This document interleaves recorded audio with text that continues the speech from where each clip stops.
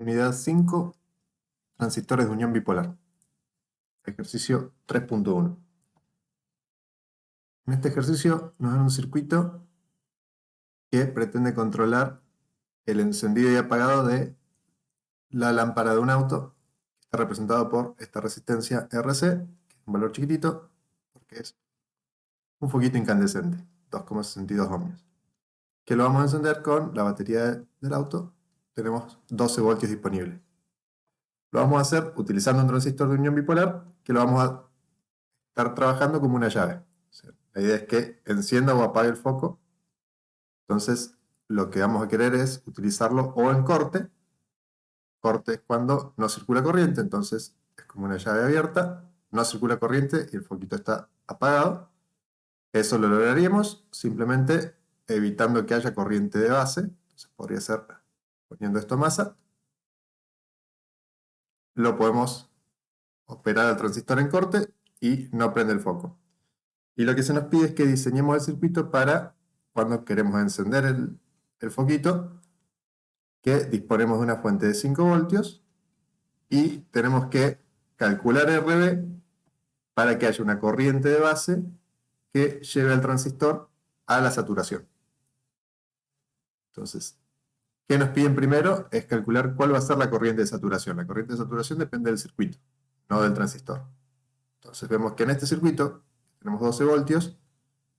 Cuando el transistor esté saturado, que nos dan la tensión de saturación, 0,1 voltios, o sea, acá, menos más, 0,1 voltios va a circular una corriente IC, que va a ser la IC de saturación, y la podemos calcular como 12 voltios menos la caída en la junta colector-emisor del transistor, que es 0,1 voltios, dividido la resistencia de colector. Eso hubiese salido de plantear entonces que PS es la suma de la caída en RC más la caída en el transistor. En la condición de saturación, esto es 0,1 y BRC es siempre RC por IC. Entonces podemos despejar la que va a ser la IC de saturación. 12 voltios menos 0,1, porque es prácticamente una llave cerrada. En saturación, esto se comporta como casi una llave cerrada. Tiene un voltaje remanente de 0,1 voltios. Entonces nos queda 11,9 voltios dividido 2,62 ohmios. Nos da que la corriente de saturación es una corriente grande de 4,54 amperes. Entonces, cuando esté saturado, acá van a circular 4 amperes y medio. En ese momento nos preguntan cuál va a ser la potencia en esa resistencia. Bueno, calculamos fácilmente con la fórmula R por I cuadrado y nos da que es de 54 vatios. O sea que el foquito que estamos encendiendo es un foquito incandescente de 50 vatios. Ahora la idea es que lo vamos a controlar con una señal de mucho menos energía. Esa es la ventaja de usar el transistor, que tiene el efecto amplificador. Entonces, lo siguiente que nos van a preguntar es ¿cuál es la corriente de base para lograr la saturación? Si queremos tener 4,5 amperes de corriente de colector, la corriente de base tiene que ser ese valor dividido el beta, que es el factor de amplificación, que en este caso es de 80. Entonces hacemos 4,5 amperes dividido 80 y nos da alrededor de 57 mA. Entonces, si nosotros logramos inyectar 57 mA, el transistor se va a saturar y el foquito se va a encender plenamente. Si no logramos los 57 mA, el transistor no va a llegar a la saturación. Entonces, lo que nos tenemos que asegurar es que la corriente base sea 57 mA o más. Entonces, esto que acabamos de calcular es el IB mínimo. Pues nosotros queremos forzar la saturación. Entonces, ¿cuál va a ser el valor de resistencia que nos permita esa corriente que va a saturar el transistor? Entonces, ahí analizamos la malla de entrada o la malla base emisor y sabemos que entonces ahí podemos plantear que BS2 es la caída en RB más la caída base emisor, porque la corriente tiene este sentido y la tensión RB tiene esa polaridad. La unión base emisor tiene esa polaridad, entonces la suma de las dos tiene que dar los 5 voltios. De ahí podemos despejar. Esto es IB por RB. Y esto es una tensión umbral, 0,7. Entonces podemos despejar el RB necesario. RB va a ser 5 menos 0,7 dividido los 57 mA, 75 ohmios. Esta es la resistencia que va a permitir, o va a hacer que pasen 57 mA, que va a saturar el transistor. Ahora, ese valor es el valor máximo de resistencia, porque esta era la corriente mínima necesaria. ¿Cuál es el concepto? Con 57 mA satura. Con 60 mA también saturo. Con 70 mA también saturo. Entonces este es el valor mínimo. Entonces, 75 ohmios va a ser el valor de resistencia máximo que yo necesito para saturar. Porque si pongo menos, si acá pongo 60 ohmios, bueno, esto va a generar una IB mucho mayor, de 80 mA, y esto va a lograr la saturación. Entonces también es válido 60 ohmios. Lo que acabamos de obtener es el valor extremo, la condición límite. Con 75 ohmios es cuando justo se llega a saturar el transistor. Cualquier valor menor también va a saturar. Y en la práctica, cuando yo vaya a armar este circuito, voy a poner un valor menor. Por si baja un poquito el beta, por si en vez de tener 5 voltios tengo 4,8, por lo que sea, le voy a dejar un margen y voy a poner una resistencia menor. Total, lo único que pierdo es que se me van un poquito más de miliamper en la entrada. Pero me aseguro que esto sature, que es importante que trabajemos el transistor en saturación. ¿Por qué va a ser importante eso? Por este último dato. ¿Cuánta es la potencia que disipa ese transistor en esa condición de foco encendido? En la condición de saturación. Lo que disipa el transistor siempre está asociado a su malla de salida y es la tensión base emisor por la corriente de colector. En este caso nos da casi medio vatio. Así que el transistor no va a ser de lo más chiquitito, va a tener que ser un transistor. Ya un TO92 soporta una disipación de medio vatio. Pero esto es la condición de saturación, que es una de las condiciones de menos disipación. Si lo vemos en la recta de carga, en corte, como no hay conducción de corriente, no hay potencia disipada en el transistor. En saturación, que es un puntito por acá, tenemos 0,1 voltios por la corriente de saturación, en este caso nos dio medio vatio. Pero también es una condición de poca disipación. Si elegimos la resistencia mal y en vez de saturación quedamos en cualquiera de los otros puntos de la recta de carga, la potencia puede ser muchísimo mayor. Y mucho mayor puede ser hasta... Si nos queda un punto acá por error, podemos estar disipando 10 vatios en el transistor. Por lo general no va a estar preparado para eso y se va a romper. Entonces nos tenemos que asegurar de forzar la saturación de ese transistor para que controlemos esa corriente alta sin mucha potencia disipada en el transistor. Entonces, este RB, eso es lo importante, es el RB máximo. En la práctica yo voy a elegir un valor un poquito menor. Ejercicio 3.2. Este con el 3.3 y el 3.4 pretenden comparar la estabilidad de 3 métodos distintos para elegir el punto de polarización. Este primer circuito que proponen es la polarización fija, que, como vimos, implica una única resistencia desde la fuente de alimentación a la base y el emisor a más. Todo eso nos dice que esto está con polarización fija. Nos piden, o sea, nos dan datos del problema, que es que tenemos una fuente de 18 voltios y un transistor con un beta de 100. Nosotros vamos a tener que elegir el RB y el RC para lograr un punto de polarización dado, que es este que nos piden aquí. Una corriente de colector de 2 mA y una tensión colector emisor de 10 voltios. Eso es el punto objetivo de polarización de este transistor Q1. Nosotros lo vamos a lograr eligiendo correctamente RB y RC. Planteemos primero las ecuaciones para este circuito. En este circuito la malla de entrada sería la asociada a la unión base emisor. Entonces mi malla de entrada va a ser esto así. Y podemos plantear entonces que BS es la suma de la caída en la resistencia, que vamos a suponer una corriente de base, como dijimos, en este tipo de transistores entrante. Entonces la caída en RB es más o menos así. La caída de base emisor es más o menos así. Entonces BS tiene que ser la suma de BRB más la caída de base emisor. Esto es un diodito, es la tensión umbral de un diodo, 0,7 voltios. Y la caída en RB es la corriente de base por RB. O sea, acá podríamos despejar la corriente de base si nos dieran el RB. En este caso nosotros estamos en un ejercicio de diseño, así que vamos a despejar el RB cuando nos haga falta. Eso es la malla de entrada. Después tenemos siempre la ecuación de amplificación que nos relaciona la malla de entrada y la malla de salida a través del factor beta.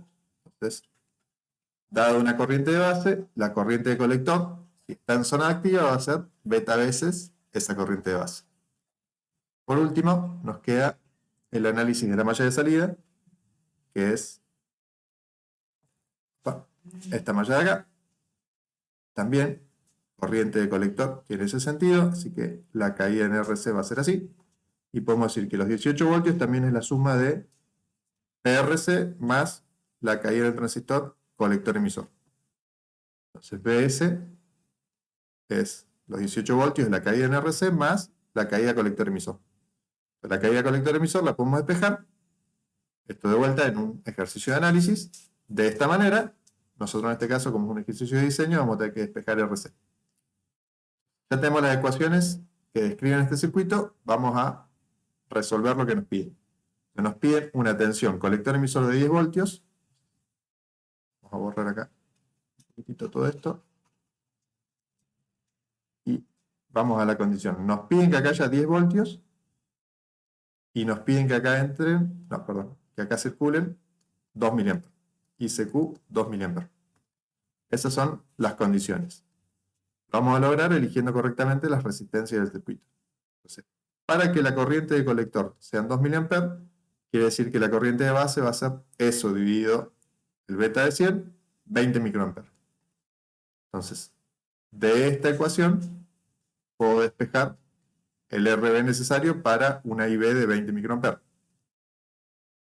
Entonces, RB va a ser 18 voltios menos 0,7 dividido 20 microamperes, 865 kiloohmios. Este tipo de polarización en general requiere resistencias de base bastante altas, casi 1 megohm. Ya sabemos qué resistencia vamos a necesitar acá. 865 kiloohmios. Por otro lado, la otra exigencia, el otro pedido era que la tensión sea 10 voltios, por lo tanto la caída en RC va a tener que ser 18 menos 10, tiene que ser 8 voltios.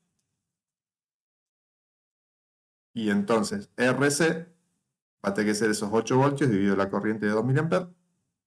Nos queda que necesitamos 4 kiloohms de resistencia de colector. 12 menos 10 que nos piden, dividido 2 mA.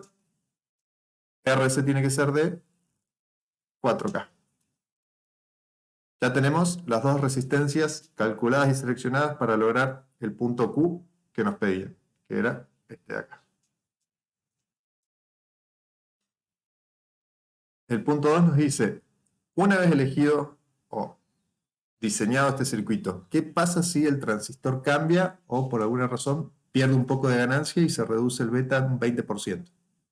¿Dónde queda el nuevo punto Q? Entonces ahora, si ya están fijas las resistencias, son 865K y 4K, pero ahora el beta es 80. ¿Cuál es el nuevo punto Q? Entonces ahora sí podemos aplicar las ecuaciones como las habíamos planteado, que eran ecuaciones de análisis. Entonces, despejamos el IBQ, 18 menos 0,7 dividido RB, nos da igual, porque en este tipo de polarización la corriente de base no depende del beta, entonces obtenemos la misma IBQ, 20 microamperes.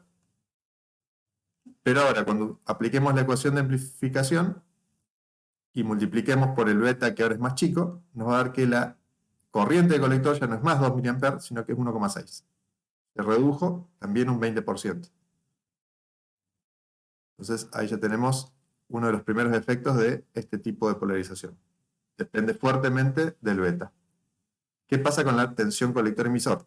Y si tenemos menos corriente de colector, la caída en RC va a ser menor. Si la caída en RC es menor, la caída del transistor va a tener que ser mayor. Entonces, la despejamos de acá. 18 menos 1,6 por, esto ahora es fijo, de 4 kilo, y nos da que aumentó la caída, antes era 10 voltios, ahora es 11,6. Eso sería la recta de carga, si tuviésemos que dibujar. Teníamos un punto Q1 en 10 voltios, 2 mA, y ahora nos pasamos a un punto Q2, que es 11,6 voltios, 1,6 mA. El último punto nos pide que midamos cuánto fue la variación porcentual de esos parámetros, de la corriente y la tensión colector-emisor, con fórmulas que son el cálculo proporcional respecto a la corriente original o la tensión original. Entonces vemos que la nueva corriente, que es 1,6 menos 2 dividido 2 por 100, nos da que la corriente disminuyó un 20%. En cambio, para la tensión, 11,6 menos 10 dividido 10 por 100 aumentó un 16%. Esto es lo que varió los dos parámetros del punto Q por una variación del 20% del beta. Entonces vamos, sobre todo acá, nos damos cuenta que este tipo de polarización es muy sensible a la variación de beta. Todo lo que cambia el beta cambia la corriente de polarización, que es algo que en principio querríamos evitar. Vamos a ver otras dos alternativas en los siguientes ejercicios. 3.3. Acá tenemos otro bien parecido al de recién, pero cambió el circuito por el agregado de esta resistencia RE. Como la corriente de emisor es saliente, la tensión RE va a ser en ese sentido. Recordemos cómo son siempre las corrientes en este tipo de transistor. Entonces vamos a replantear, hacemos lo mismo que hicimos recién, pero ahora con nuevas ecuaciones por el nuevo circuito. Entonces, cuando planteamos la malla de entrada, ahora vemos que los 18 voltios es la caída de tres cosas, que es la caída en RB, la caída base emisor y la caída en RE. Antes teníamos solamente estos dos, ahora se agregó esta caída. Entonces la caída en RB es la corriente de base por RB. La caída base emisor es siempre la del diodito, una tensión umbral. Y ahora tenemos la caída en RE, que es IE por RE. Y este IE sabemos que es por funcionamiento del transistor, 1 más beta por la corriente de base. Entonces podemos sacar factor común corriente de base y la despejamos y nos queda esta ecuación. Entonces, los 18 menos 0,7 ahora se reparten en una RB y una RE. Pero esta RE, por el efecto de amplificación, se ve como aumentada por 1 más beta. Eso ya lo vamos a ver en otra parte del curso, cómo ese aumento lo podemos modelar de una manera más sencilla para resolver circuitos, pero es una técnica que se llama reflexión, que es cómo ve desde la base la resistencia emisor. Bueno, se ve aumentada por 1 más beta. Bien, esta es la ecuación nueva para mi malla de entrada. La ecuación de amplificación, esta siempre es la misma, no importa el circuito, porque es el funcionamiento del transistor, aumenta la corriente, un factor de beta, y para la malla de salida también apareció BRE, pero en este caso lo que vamos a hacer es SBRE, que es IE por RE, es prácticamente igual a IC por RE, porque si el beta es grande sabemos que IC es prácticamente igual que IE. Entonces, en esta ecuación, cuando reemplazamos acá IC por RC, acá vamos a reemplazar IC por RE, sacamos factor IC y lo podemos poner de esta forma. La tensión colector-emisor, ahora por eso está el aproximado, porque hicimos esta aproximación, es la fuente menos IC por la suma de las dos resistencias. Bien, ahora que tenemos las ecuaciones de este circuito para la malla de entrada, malla de salida, ecuación de amplificación, volvemos a hacer lo mismo. Tenemos que calcular estos valores para obtener el punto Q que nos piden, que es el mismo, 10 voltios, 2 mA. Nos dan la resistencia de emisor, 1,5K. Entonces esto no es variable, esto es dato del problema. Volvemos a plantear. Si necesitamos 2 mA de corriente de colector, necesitamos 20 microamperes de corriente de base. Cuando despejamos de esta fórmula la resistencia de base, que es la única incógnita, si ponemos 20 microamperes, podemos despejar RB, nos da que ahora necesitamos un poquitito más chico, 713K. Porque ahora tenemos también la RE que nos detiene un poco la corriente. O sea, antes necesitamos 800, ahora necesitamos un poquito menos. Para obtener el segundo valor de 10 voltios, venimos con 10 voltios acá y despejamos RC. Despejamos RC, nos va a dar que es 18 menos 10 dividido 2, eso nos da 4, pero ahora ya tenemos 1,5 que nos aporta RE. Entonces lo único que hace falta que sea RC es 4 menos 1,5, 2,5K. Con 2,5K vamos a lograr el punto Q pedido. Este es el Q1, que es el que nos piden, lo logramos con estos dos valores, 2,5, 713. De vuelta vamos a ver qué pasa en esta situación cuando cambiamos el beta a 80. Ya están fijas las resistencias, cambiamos el beta. ¿Qué pasa con el punto Q? Ahora vemos que la corriente de base, cuando la recalculamos, como cambió el beta, cambió el efecto ese que les decía recién que se ve como aumentada RE. Bueno, pero ahora RE se ve menos aumentada porque el beta es más chico. Eso hace que la corriente no sea igual, como en el caso anterior. Recuerden que recién lo vimos en el 3.2, que la corriente no variaba, porque no dependía de beta. La IB era la misma con un beta de 100 que con un beta de 80. En este caso no. Ahora la corriente depende un poquitito de beta. Entonces antes era 20, ahora es 20,7. Ven que disminuyó el beta, pero aumentó la corriente de base, como intentando compensar esa disminución.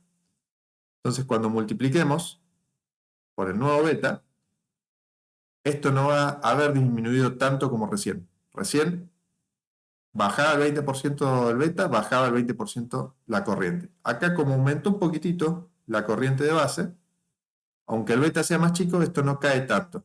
En vez de ser 2, ahora es 1,66. Parecería no tanta mejora, eso va a depender de los valores relativos de RB y RE. En otros casos podría ser incluso un poquito mejor y esto podría estar en 1,8, 1,9. En este caso nos dio que bajó 1,66. Pero ya podemos ver una pequeña mejoría respecto a el 1,6 que nos había dado en polarización fija. Este método, que es polarización fija con resistencia de emisor, eso es lo que lo caracteriza, tenemos menos disminución. Cuando calculamos la corriente colector-emisor, vemos que también aumentó, pero no tanto como recién.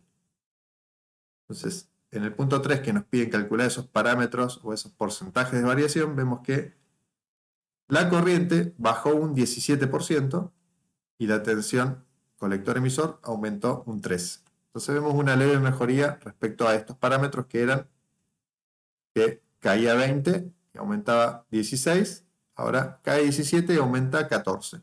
Tenemos ahí un poquitito de mejora respecto a la variación del punto Q en función de la variación del beta. O sea, en ambos casos lo que pasó es que el beta bajó un 20%. Eso hace que la corriente baje un 17%. Entonces tenemos una pequeña mejoría con este tipo de polarización. Pero vamos a ver el siguiente, que es el que presenta una gran mejoría, que es polarización con divisor resistivo. Entonces vemos que en nuestro nuevo circuito sigue teniendo el RE, pero ahora además hay un R1 y R2 en la base. No hay una sola resistencia, sino que hay un divisor resistivo. Los datos son los mismos, seguimos teniendo 18 voltios, seguimos teniendo el beta original de 100, seguimos teniendo una resistencia de un K5. Nos piden calcular R1, R2 y RC para lograr el punto Q que estamos buscando, que es el mismo que en los dos casos anteriores. 2 mA, 10 voltios. Para resolver este tipo de ejercicio lo que hacemos es planteamos el equivalente de Thevenin de lo que ve la base del transistor, que sabemos que es una fuente de Thevenin y una resistencia de Thevenin.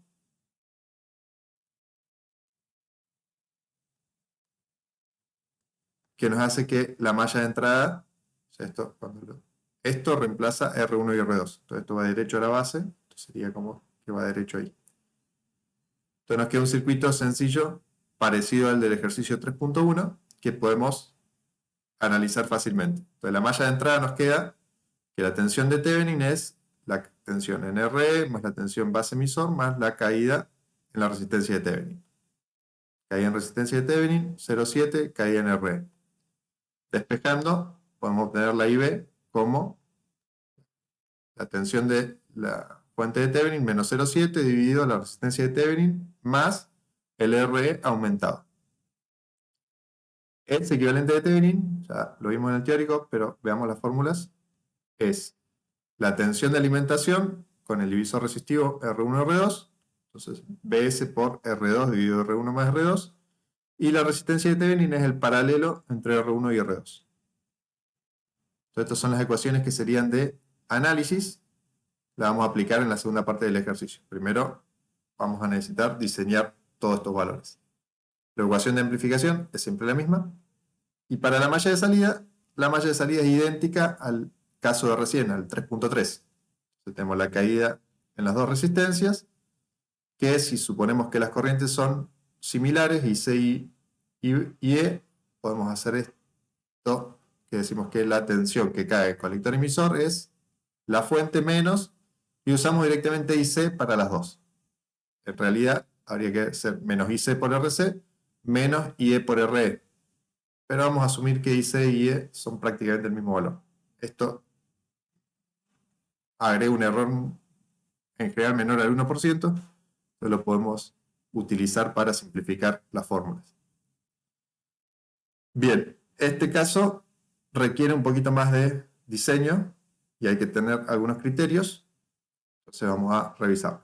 Entonces, queremos 2 mA de corriente de colector. Entonces, de vuelta, necesitamos 20 microamperes de corriente de base, porque nuestro beta es 100. La corriente emisor va a ser entonces S, que recién dijimos que era igual, si lo quisiéramos calcular, ven que es un 1% más grande, no es 2, como la corriente de colector, sino que es 2,02. Eso hace que entonces, cuando logremos el punto Q, acá van a pasar 2, acá van a pasar 2,02. Si hago 2,02 por 3, por 1,5K, me da que la tensión en este punto, la caída en RE, también la tensión en el emisor, que es este punto acá. Esa tensión es 1,5 por 2,2, 3,03 voltios. Si acá tengo 3,03 voltios, si le sumo 0,7, puedo obtener la tensión acá en base. Mi tensión en base, la de emisor, más 0,7. Entonces, si la de emisor era 3,03, la de base es 3,73 voltios. En este punto tengo, o necesito, 3,73 voltios. Y eso lo voy a lograr con los valores de R1 y R2. Ahora, hay infinitos valores de R1 y R2 que van a lograr esta condición de punto Q. Pero hay algunos, por ejemplo, el que podríamos usar es que esta sea infinito y esta sea 713, que es el cálculo del ejercicio 3.3. Con eso ya vimos que se lograba. Con 713 acá y que no haya nada acá, o sea que sea infinita R2, podríamos lograrlo. Eso sería un par de valores que lo logren.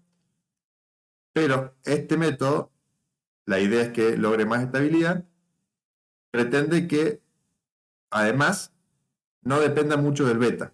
Entonces, ya lo vimos en el teórico, podemos aplicar un criterio de estabilidad que nos dice que la polarización va a depender poco del beta si la resistencia de Thevenin es muchísimo menor que la resistencia de E aumentada o reflejada.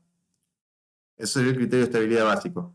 Lo que vamos a aplicar en estos ejercicios es el criterio de estabilidad simplificado, que directamente lo que vamos a decir es que para que el circuito tenga una polarización estable, R2 tiene que ser bastante menor que la resistencia RE reflejada. Entonces, la resistencia RE reflejada es este valor, RE por 1 más beta. Podríamos hacer por beta porque si el beta es grande, sumarle 1 no cambia mucho. Entonces, en este caso lo que queremos es que R2 sea bastante menor que 1,5 por 100 por 101, sería ese valor de RE reflejado, sería 150K, prácticamente, 151,5. Entonces queremos que R2 sea mucho menor. ¿Cuánto es mucho menor? 10 veces menor. Entonces, ¿qué queremos que sea? Y aproximadamente de 15K. 15K o menos. Vamos a elegir 15K. Entonces, si R2 es 15K, vamos a poder calcular cuánto es la corriente que necesita R2 para lograr estos 3,73 voltios que necesitamos en este punto. 3,73 dividido 15K nos da que la IR2 es de 248 microamperes. Entonces, ya elegimos R2 por criterio de estabilidad, 15K.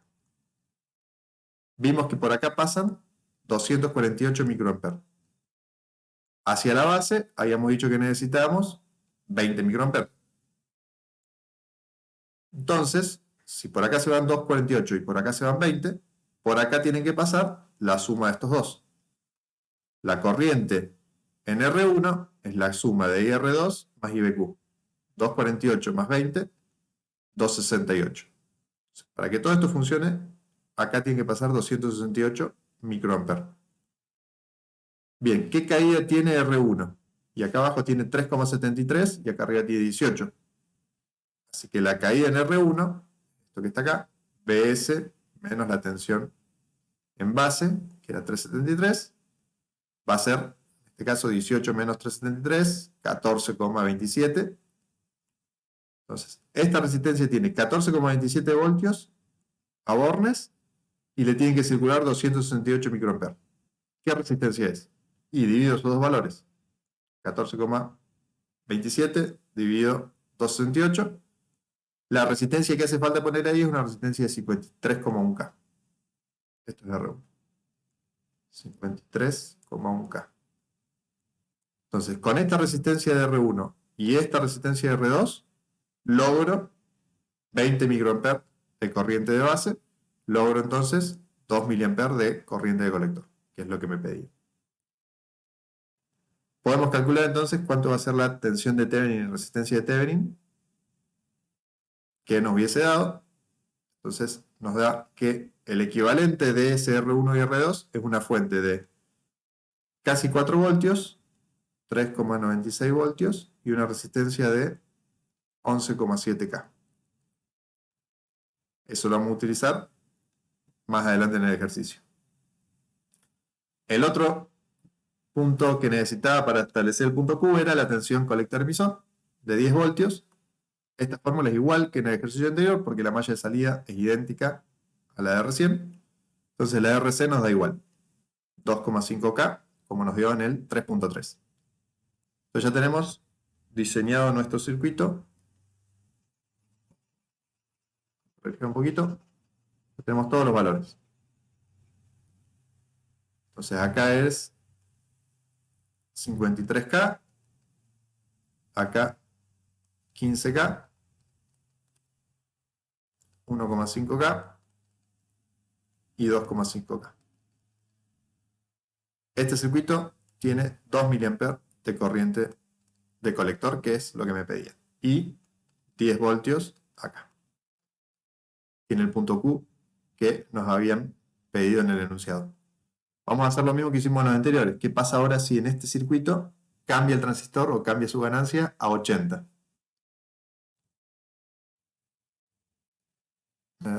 Perdón, acá. Entonces ahora, en esa...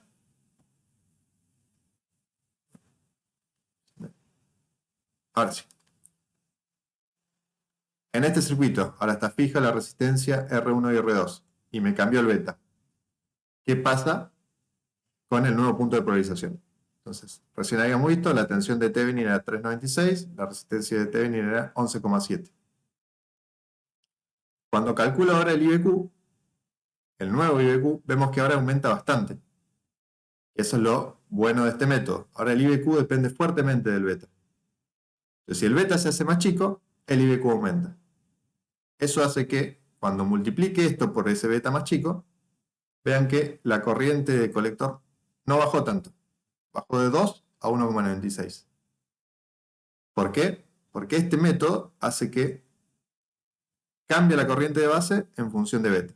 Si se hace más chico beta, esto se agranda. Y al revés también. Si el beta aumentara, esto se hace más chico. De manera que cuando los multiplico, una modificación compensa la otra y esto me queda bastante más estable. Fíjense que casi no cambió de los 2 mA.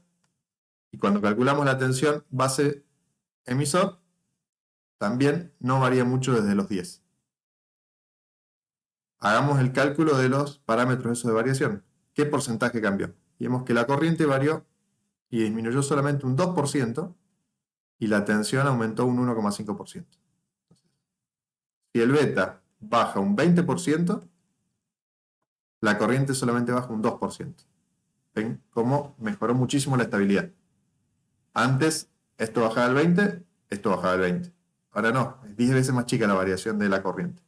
Esta es la ventaja de este tipo de polarización.